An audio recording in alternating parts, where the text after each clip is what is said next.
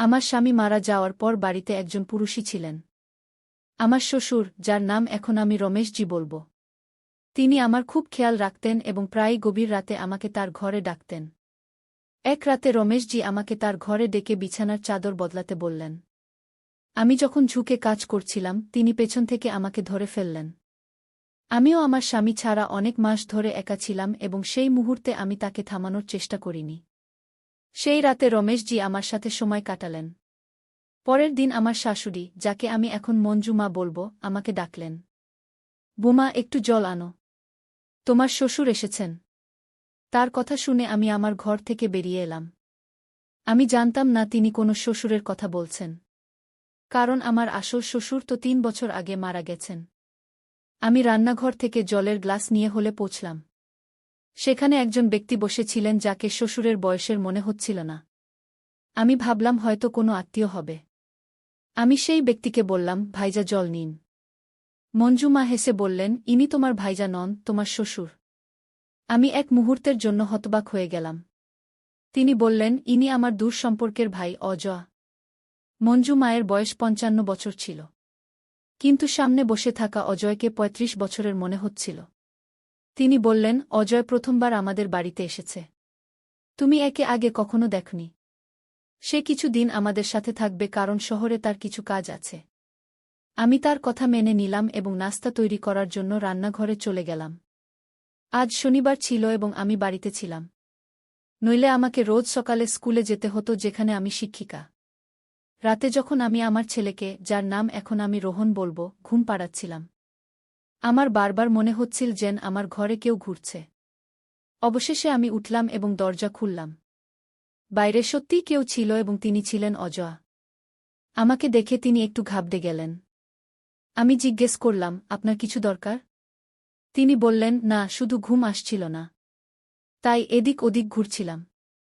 অজয়ের ঘর আমার ঘরের ঠিক পাশেই ছিল। তাই আমি তাকে বলতে পারছিলাম না যে আপনি আমার ঘরের বাইরে কেন ঘুরছেন। আমি বললাম, ঠিক আছে, এবং আমার ঘরে ফিরে যেতে লাগলাম। তখনই তিনি আমার হাত ধরে ফেললেন। তার চোখে হালকা হালকা জল ছিল। তিনি আমার চোখের জল মুছে জিজ্ঞেস করলেন, আমি কি তোমার ঘরে আসতে পারি? আমি না বলার সাহস জোগাতে পারলাম না। তিনি ঘরে এলেন এবং বিছানার এক কোণে বসে পড়লেন। রোহন সেখানে ঘুমোচ্ছিল। অজয় আমার হাত ধরে আমাকে তার পাশে বসালেন এবং বললেন, প্রিয়া, আমি তোমার চোখের জলের কারণ জানি। তোমার চোখের জলে তোমার স্বামীর স্মৃতি আছে। প্রথম সাক্ষাতেই তিনি আমার দুঃখ বুঝতে পেরেছিলেন। আমি মঞ্জু মা এবং রমেশজির সাথে 3 বছর কাটিয়েছি। কিন্তু তারা কখনো আমার চোখের জল দেখেনি। অজয় আমার হাত ধরে বললেন, যা হয়ে গেছে তা ভুলে যেতে হবে। আমি বুঝতে পারছিলাম তিনি কি বলতে চাইছেন, কিন্তু আমার চোখের জল থামছিল না। তিনি আমার জন্য জল আনলেন। জল পান করার পর আমি একটু শান্ত হলাম। তারপর তিনি তার ভ্রমণের গল্প শোনাতে লাগলেন। আমার মুখে হাসি আনার চেষ্টা করতে লাগলেন। তার কথা শেষই হচ্ছিল না। যখন আমি ঘড়ি দেখলাম তখন রাত 2টা বাজছিল। আমাকে সকালে তাড়াতাড়ি উঠে ঘরের কাজ সারতে হতো এবং স্কুলেও যেতে হতো। আমি অজয়কে বললাম, আমার সকালে দেরি হয়ে যাবে। এখন আমাকে ঘুমাতে হবে। তিনি তার ঘরে চলে গেলেন এবং আমি ঘুমিয়ে পড়লাম। পরের দিন সকালে আমার উঠতে দেরি হয়ে গেল। রোজ আমি স্কুলে যাওয়ার জন্য বাস নিতাম। সকালে রোহন এবং মঞ্জু মাকে নাস্তা দিয়ে আমি স্কুলের জন্য বের হতে যাচ্ছিলাম। তখনই অজয় বললেন, আজ আমি তোমাকে স্কুলে ছেড়ে দেব। আমার স্বামীর পুরনো বাইক 3 বছর ধরে বাড়ির বাইরে দাঁড়িয়েছিল। আমি সপ্তাহে একবার সেটি পরিষ্কার করতাম, তাই সেটি চলার মতো ছিল। আজ অজয় সেটি চালানোর সিদ্ধান্ত নিলেন। মঞ্জু মাও আমাকে তাদের সাথে যেতে বললেন। আমি অজয়ের সাথে বাইকে বসলাম। বাইকে বসতেই আমি তার কাঁধে হাত রাখলাম, যেমন আমি আমার স্বামীর সাথে করতাম। তখনই আমি মঞ্জু মায়ের দিকে তাকালাম এবং মনে পড়ল যে ইনি আমার শ্বশুর। আমি তাড়াতাড়ি হাত সরিয়ে নিলাম। কিন্তু একটু এগিয়ে যাওয়ার পর আমার হাত আবার তার কাঁধে চলে গেল। এবার যখন আমি হাত সরানোর চেষ্টা করলাম তখন তিনি আমার হাত ধরে আবার তার কাঁধে রেখে দিলেন। তিনি বললেন, লজ্জা পেও না, নিশ্চিন্ত থাকো। আমি তোমারই বাড়ির লোক। স্কুলে পৌঁছানো পর্যন্ত আমরা কথা বলতে থাকলাম। দুপুর 2টায় স্কুল শেষ হল। বাইরে বেরোতেই আমি দেখলাম যে অজয় আমাকে নিতে এসেছেন। আমি জিজ্ঞেস করলাম, আপনি এখানে কি করছেন? তিনি বললেন, প্রিয়া, আমাকে শ্বশুর মশাই বলে ডেকো না। আমার নাম অজয়া। মঞ্জু মায়ের সামনে আমাকে শ্বশুর মশাই বলতে পারো, কিন্তু যখন আমরা একা থাকব তখন আমাকে আমার নাম ধরে ডেকো। তিনি জানালেন যে যতদিন তারা এখানে আছেন ততদিন তিনি আমাকে স্কুলে ছাড়তে আসবেন। বাড়ি পৌঁছানোর পর মঞ্জু মা এবং রোহানকে কোথাও দেখা গেল না। আমি মঞ্জু মাকে ফোন করলে তিনি জানালেন যে তিনি তার বান্ধবীর বাড়িতে গেছেন এবং তাড়াতাড়ি ফিরবেন। স্কুল থেকে ফিরে আমি ক্লান্ত হয়ে পড়েছিলাম, তাই নিজের ঘরে ফ্রেশ হতে চলে গেলাম। কাপড় বদলানোর সময় হঠাৎ অজয় আমার ঘরে চলে এলেন। আমি তাড়াতাড়ি বাথরুমে চলে গেলাম। তিনিও মুখ ফিরিয়ে নিলেন এবং বললেন, আমাকে ক্ষমা করো, আমার হঠাৎ আসা উচিত হয়নি। আমি কাপড় বদলে বাইরে এসে জিজ্ঞেস করলাম, আপনার কিছু লাগবে? তিনি বললেন, প্রিয়া, আমার খুব খিদে পেয়েছে। শুনেছি তুমি খুব সুস্বাদু বেগুন ভাজা বানাও। আজ তোমার হাতের স্বাদ নিতে চাই। আমি রান্নাঘরে বেগুন ভাজা বানানোর সিদ্ধান্ত নিলাম। অজয়ও আমার পিছনে পিছনে রান্নাঘরে এলেন। সবজি বানানোর সময় হঠাৎ গরম তেলের ছিটে অজয়ের বুকে পড়ল, তিনি ব্যথায় কাতরে উঠলেন। আমি আমার ঘর থেকে ক্রিম এনে তার বুকে লাগালাম। সেই সময় আমি তার খুব কাছাকাছি ছিলাম। আমার মনোযোগ ক্রিম লাগানোর দিকে ছিল, কিন্তু আমার মন অন্য কোথাও চলে যাচ্ছিল। তিনি বললেন, তোমার হাত যেমন আমার বুকের উপর চলছে তেমনি আমার সমস্ত ব্যথা উধাও হয়ে গেছে। আমি তার মুখের দিকে তাকালাম তো তার অবস্থা ঠিক মনে হল না। আমি ধীরে ধীরে তার থেকে দূরে সরে যেতে লাগলাম। তখনই মঞ্জু মা সেখানে চলে এলেন। আমাকে অজয়ের এত কাছাকাছি দেখে তিনি আমাকে অদ্ভুত চোখে দেখতে লাগলেন। আমি চোখ নামিয়ে নিলাম এবং নিজের কাজে লেগে গেলাম। মঞ্জু মা এই বিষয়ে কিছু বললেন না। কিন্তু এখন তার আমার পিছনে থাকাটা আমাকে খটকা লাগতে লাগল। আমি তাকে অভিযোগ করার সাহস জোগাড় করতে পারলাম না। রোহান এখন তার নতুন দাদুর সাথে খুব মিশে গিয়েছিল। সে রাতে ঘুমানোর আগে অজয়কে আমাদের ঘরে আনত এবং তাদের সাথে খেলত। আমি অজয়কে বলতে পারতাম না যে তারা তাদের ঘরে চলে যান, কিন্তু রোহানকে তাদের সামনে বকাঝকা করতাম। কিন্তু সে ছোট এবং অজয় ইচ্ছাকৃতভাবে আমার ঘরে থাকার অজুহাত খুঁজে নিতেন। এক রাতে রোহান খিদে কাঁদতে লাগল। অজয় আমার ঘরে তার সাথে খেলছিলেন। আমি রান্নাঘর থেকে দুধ আনতে গেলাম। যখন আমি ফিরলাম রোহান ঘুমিয়ে পড়েছিল। আমি দুধ আবার রান্নাঘরে রাখতে যাচ্ছিলাম। তখনই অজয় বললেন, রোহান তো ঘুমিয়ে গেল, কিন্তু তার দাদুর খিদে পেয়েছে। এই দুধ আমাকে দাও। যখন আমি তাকে দুধের গ্লাস দিলাম তখন তিনি আমার হাত জোরে ধরে ফেললেন। আমি বললাম, এটা কি করছেন? তিনি বললেন, প্রিয়া, আমি আগেও বলেছিলাম যখন আমরা একা থাকব তখন আমাকে শ্বশুর মশাই বলে ডেকো না, এবং হ্যাঁ, আমি তোমার হাত তাই ধরেছি কারণ তুমি সবসময় আমার থেকে চোখ লুকিয়ে পালিয়ে যাও। আজ আমার সাথে একটু কথা বলো। তার কথায় আমি তার পাশে বসে পড়লাম। তিনি বললেন, তোমার স্বামী চলে গেছেন 3 বছর হয়ে গেল। তুমি কতদিন কাঁদতে থাকবে? তুমি এত সুন্দরী। তোমার বয়সও এখনো আছে। তুমি কতদিন এভাবে বাঁচবে? তোমার না। কিন্তু রোহানের তো তার বাবার প্রয়োজন। আমি ভেবেছিলাম যে আমি দ্বিতীয় বিয়ের বিরুদ্ধে। আমি এই বিষয়ে বেশি কথা বললাম না। তবুও তিনি আমাকে বোঝাতে থাকলেন। তিনি জিজ্ঞেস করলেন, যদি তুমি কাউকে বিশ্বাস না করো তাহলে বলো আমি তোমাকে কেমন মনে হয়। তার প্রশ্নে আমি তাকে দেখতেই থাকলাম। অজয়ের আসার পর বাড়ির পরিবেশ বদলে গিয়েছিল, কিন্তু আমি তার সম্পর্কে এমনটা কখনো ভাবিনি। আমি তার কথার জবাব দিলাম না। তিনি নিজের ঘরে চলে গেলেন এবং আমি দরজা বন্ধ করে ঘুমিয়ে পড়লাম। পরের দিন সকালে হলে আমি দেখলাম যে রোহান অজয়ের কোলে ছিল। আমি সঙ্গে সঙ্গে রোহানকে তার কোল থেকে টেনে নিলাম এবং নিজের ঘরে চলে গেলাম। পিছনে পিছনে মঞ্জু মাও চলে এলেন। তিনি বললেন, প্রিয়া, এটা কি করছ? তুমি তোমার শ্বশুর মশাই থেকে এভাবে কেন পালাচ্ছ? রোহান কত খুশি হয়ে তার দাদুর সাথে আছে। অজয় তাকে খাওয়াচ্ছিল এবং তুমি তাকে এভাবে টেনে আনলে যেন সে কোনো অচেনা লোক। আমার তোমার এই আচরণ একদম পছন্দ নয়। তার কথা শুনে আমি কিছু বলতে পারলাম না। সেদিন স্কুলে যাওয়ার জন্য বের হওয়ার সময় আমি অজয়কে কিছু বললাম না।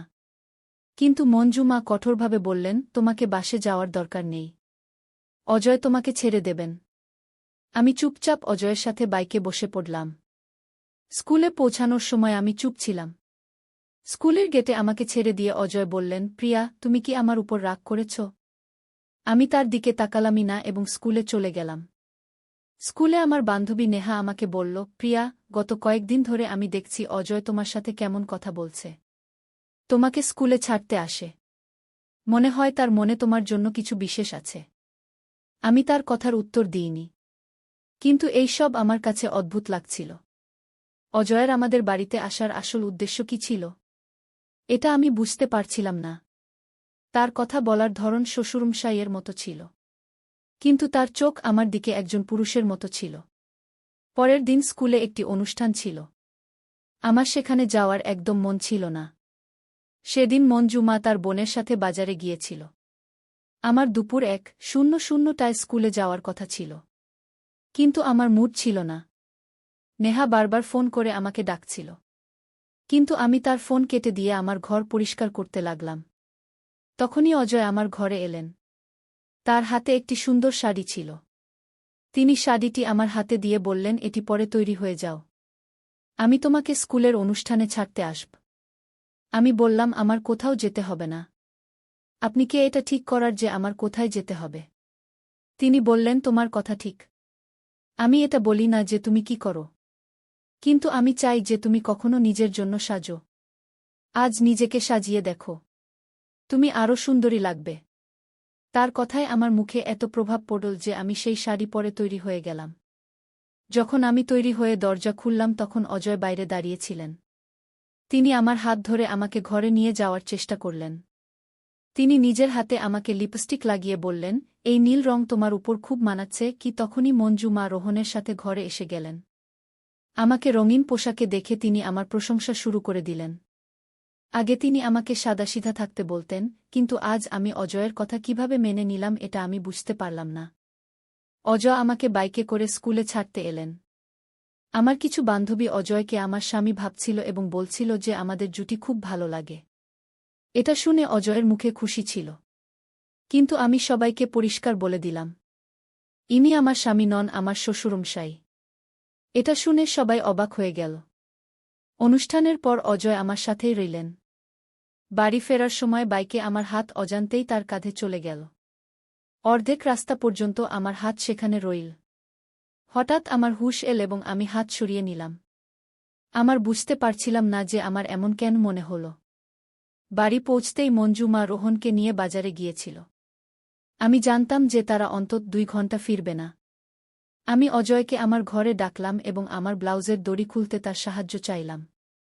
দড়ি খুলতে 2 সেকেন্ড লাগে। কিন্তু অজয়ের 1 মিনিট লাগছিল।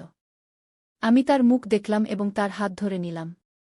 আমি বললাম, আমার বুঝতে এসে গেছে যে তুমি আমার কাছ থেকে কি চাও। অজয়ের হাত এখন আমার কাঁধে ছিল। তিনি বললেন, প্রিয়া, তুমি আমার উদ্দেশ্য বুঝে গেছ। আমি জানতাম যে তুমি তাড়াতাড়ি বুঝে যাবে। এখন আমি তোমাকে সবসময় সামলাব। আমি তাকে জোরে ধাক্কা দিলাম। আমি ঠিক করে নিয়েছিলাম যে এখন তাকে বাড়ি থেকে বিদায় করতে হবে। 3 বছরে আমার কাছে অনেক সম্পর্ক এসেছিল, কিন্তু আমি দ্বিতীয় বিয়ে করতে চাইনি। আমি অজয়কে বললাম, আমি জানি যে তোমার নজর আমার উপর কেমন, তুমি এখন আমাদের বাড়িতে কেন এসেছ? মঞ্জু মা সবাইকে ভাই বানিয়ে নেন এবং বাড়িতে নিয়ে আসেন। তিনি সরল। কিন্তু আমি তোমার উদ্দেশ্য বুঝে গেছি। আমার রাগ দেখে অজয় আমার কাছে এলেন। আমি তাকে একটি থাপ্পড় মারলাম এবং তাকে ধরে হোলঘরে নিয়ে এলাম। তখনই মঞ্জু মা বাড়ি এসে গেলেন এবং সব দেখে নিলেন। তিনি বললেন, প্রিয়া, এটা কি হচ্ছে? তুমি ভুলে গেছ যে ইনি তোমার শ্বশুরমশাই। তুমি অজয়ের হাত কেন ধরেছ? আমি বললাম, এর উদ্দেশ্য ঠিক নয়। এখন একে আমাদের বাড়িতে জায়গা নেই। মঞ্জু মা অজয়ের হাত ছাড়িয়ে বললেন, বেটি, এখন সত্যি বলার সময় এসে গেছে। অজয় আমার ভাই নয়। আমি তাকে একটি বিয়েতে দেখা করার পর ডেকেছিলাম। সে আমাকে তার বর বোন মেনেছিল। আমি তার স্বভাব জানতাম, তাই আমি তাকে এখানে ডেকেছিলাম। তোমার স্বামী চলে গেছে, 3 বছর হয়ে গেছে। আমি রোজ দেখি যে তুমি কিভাবে বেঁচে আছ। তুমি রাতে বকবক করো। তোমাকে এই দুঃখ থেকে বের করার একটিই রাস্তা ছিল, দ্বিতীয় বিয়ে। কিন্তু তুমি এর জন্য তৈরি ছিলে না। তাই আমি অজয়কে ডেকেছিলাম।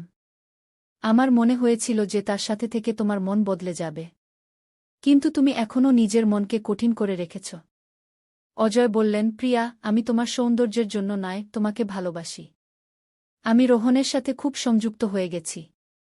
আমার মনে হয়েছিল মঞ্জু মা আমার দুঃখ দেখতে পান না, কিন্তু তিনি প্রতিদিন আমার দুঃখ দেখে চিন্তিত ছিলেন। আমি বললাম, আমি বিয়ে করতে পারব না। যদি আমি বিয়ে করি তাহলে আমার স্বামী আমাকে ক্ষমা করবেন না। তিনি প্রতি রাতে আমার স্বপ্নে আসেন। অজয় বললেন, তুমি যা ভাবো সেটাই স্বপ্নে দেখো। তোমার স্বামীর এটাই ইচ্ছা হবে যে তুমি আর রোহন খুশি থাকো। তোমার দ্বিতীয় বিয়ের অধিকার আছে। রোহনের বাবার প্রয়োজন। তার কথাগুলো আমাকে আমার চিন্তা থেকে বের করে এনেছিল। আমি অজয়কে জড়িয়ে ধরে কাঁদতে শুরু করলাম। তিনি বললেন, এগুলো তোমার শেষ অশ্রু, এখন আমি তোমাকে আর কখনো কাঁদতে দেব না। আমার মনে অজয় একটি বিশেষ জায়গা করে নিয়েছিলেন। বিয়ের পর আমি তার বাড়িতে চলে গেলাম এবং মঞ্জু মাকেও সাথে নিয়ে গেলাম, কারণ তিনি আমার জীবনকে সামলেছিলেন।